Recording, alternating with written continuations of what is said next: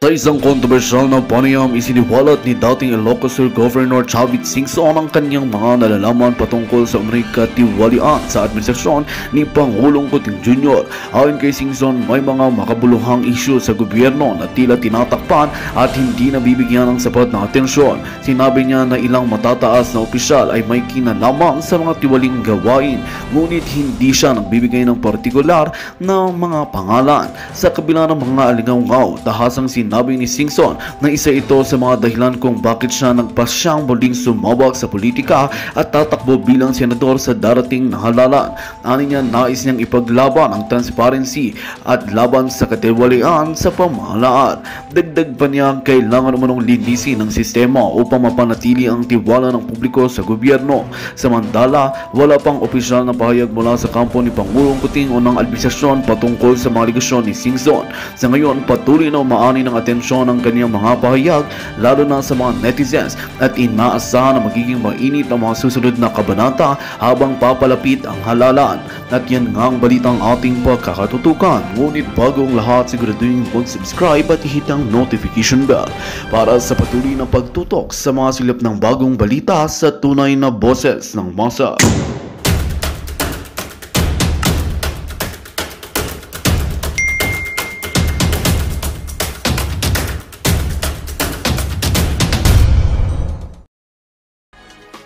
Magandang umaga po sa inyo lahat.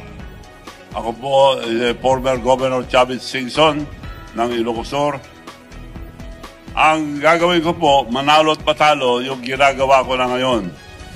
Yung modernization ng electric vehicles, electric jeep, electric tricycles, electric motorcycles. Matagal na pong programa ito ng gobyerno, hindi magawa-gawa dahil pinapadala sila sa land bank para umutang. Mag-down payment ng 500,000 pag-porsyento.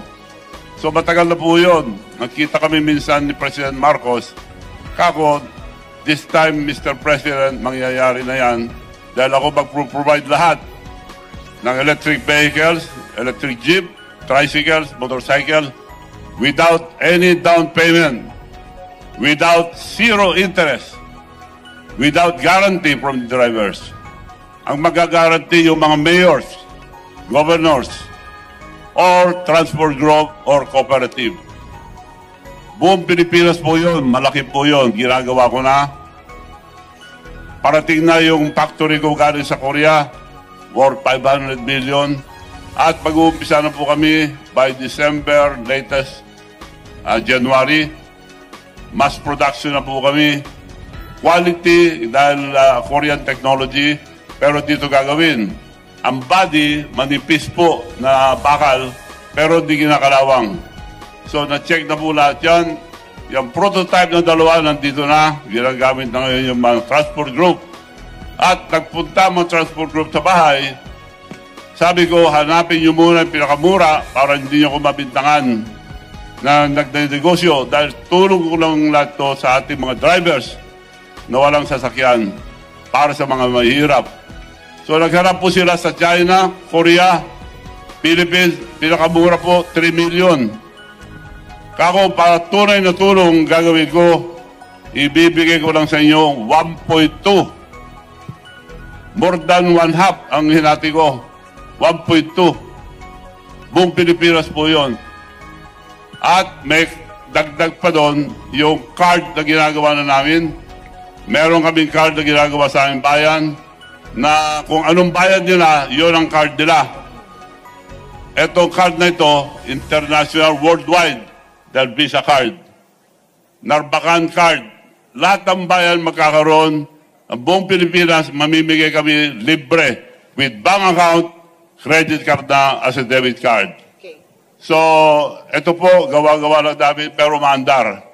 So, yun po gagawin ko, manalo at matalo, para matulungan ang ating kababayan o lahat ng ating bansa dahil andar ang ekonomiya natin pag nasa bangkong pera.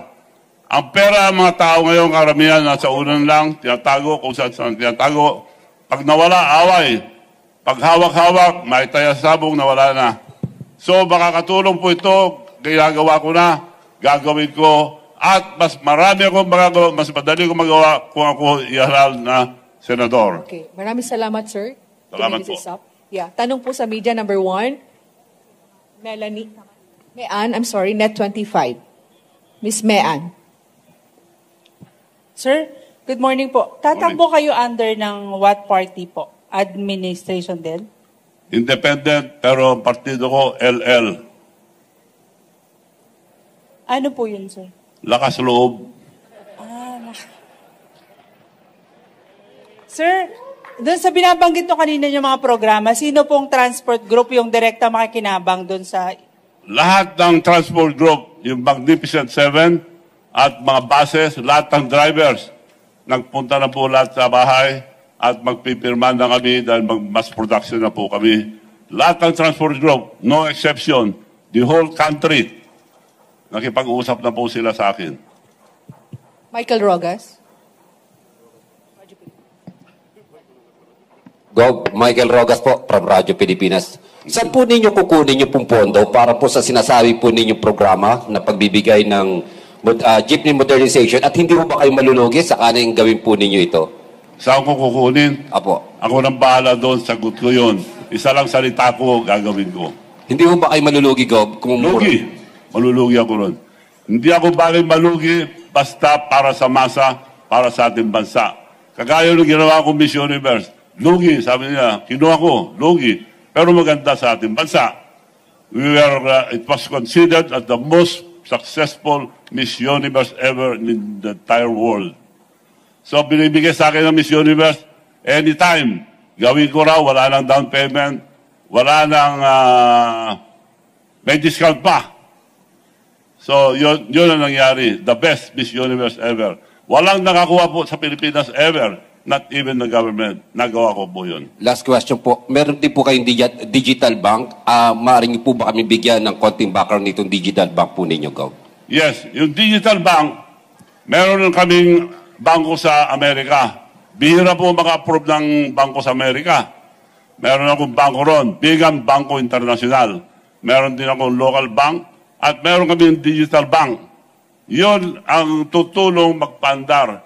Right now, our card is being powered by Union Bank. Katulong yung bangko ng masa na ginagawa ko ngayon. Maybe within a month, andar na yun. Yun ang tutulong dahil dalawang gagamitin ko, Visa card at saka Mastercard. Buong bansa, bibigyan namin ito libre, katulong ang ating mga mayors. Matagal na namin programa ito, itutuloy po namin. Kasama ko po yung mga local officials, local government officials, governors, mayors, city mayors, and cooperative and transport group. So, eto po, itatap lang sa jeep nila, lipat na sa account nila. At nagagamit ito sa buong mundo. Nasubukan ko na US, Las Vegas, Japan, Korea, sa ibang bansa, nagagamit po ito. Tatlo lang nagpapandar ang credit card. Yun yung pay, Visa card, Mastercard. So, ito, Visa card, lumandar. So, ginagawa namin ngayon, Mastercard, para sa lahat. Because 77% ang Pilipino walang bank account. Kami po magbibigay sa kanila ng bank account with credit card as a debit card. Okay, Mon Galvez, TV5. Good morning, Mon Gualvez po sa TV5. Sir, just to clarify, kasi sabi nyo nga po kanina, lakas ng loob lang talaga yung pinangahawakan nyo po ngayon. Pero you're saying na ang pinupush nyo po talaga is yung PUV modernization, which is in line sa administration po na plano. Hindi ho ba kayo na-consult or paano ho ba? Hindi pa nagkaroon ng pag-uusap na maisama ho kayo sa line-up po ng administration? At saka bakit po talaga tinuloy nyo po ang pagtakbo pa sa Senado? Ayaw ko po kumandidato noon. Dami nagtatanong dahil sa ginagawa ko ng matagal ito. Bakit hindi kayo tumakbo? Hindi lang ako dahil kontento na ako. Dahil aming probinsya, nag-umpisa ko ang governor, kami ang pinakamahirap. Malit lang ang probinsya namin. Ngayon po, kami ang ikalimang pinakamayaman na probinsya sa buong Pilipinas. Kami po ang pinakagulo ng araw, the most notorious. We are considered as a warlord country. Now we are the most peaceful.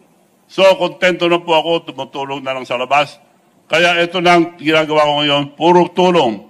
Lalong-lalo na sa ating mga kababayan na mahirap. Dito, malaking magagawa ito, lalong-lalo na sa mga overseas workers. Hindi na sila lalabas pa pupunta sa bangko. Sa telepono lang at sa itong card na ito, makapagpapadala na sila ng pera diretsyo sa mga mag-anak. Hindi na mawawala. Malaking tulong sa overseas workers natin ito. At sa lahat. Okay. Jean, Philstar.com.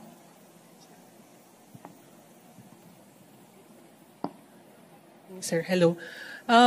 You said that whether or not you win, you'd fund EV vehicles. So why the need to run for senator?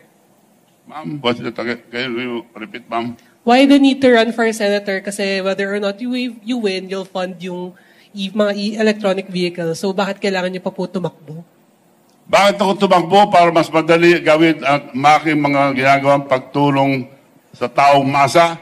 Dahil punong-puno pa rin tayo ng red tape. Ma-red tape pa rin, ang hirap gawin. Yun lang ginagawa ko na pamimigay ng jeep. Ang daming dinadaanan. Dadaan sa DOST, dadaan kung saan-saan. Mahirap po. Huwag nasa Senado ko, mapapabilis ang pagtulong ko sa taong bayan, lalong-lalo na sa mga mahirap. Nico Bagsik, Teleradio. Good morning po, Governor Chavit. Sir, na-mention niyo po, nakausap niyo po yung Magnificent Seven po na transport group po, no? How about po yung Piston at saka yung Manibela? Kasi sila po yung against po dito sa jeepney modernization program. Nagpunta na po sila sa aking bahay. Kasama po sila lahat. Walang humindi. Ang babang presyo, lugi ako ron. Billions ang lugi ko ron. So, pumayag po sila. Ang ayaw ang iba, yung consolidation. Kinukuha yung prangkisa nila at sinasabi kung saan sila bibiyahe.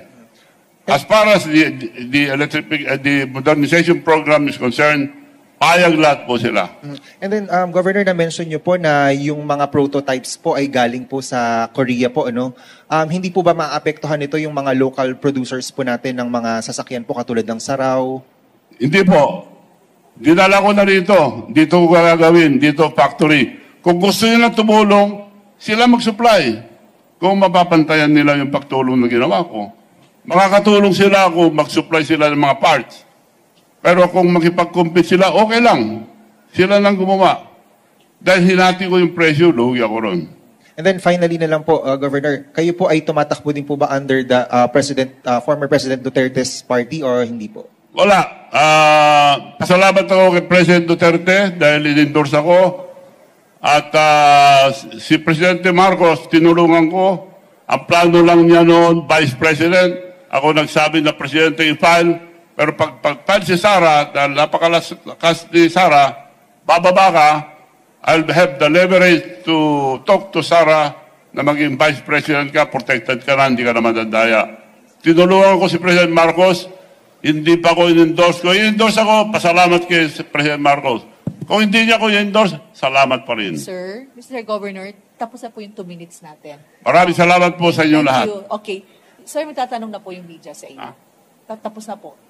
Tapos na yung Cheryl. Okay na? Okay na po. Okay.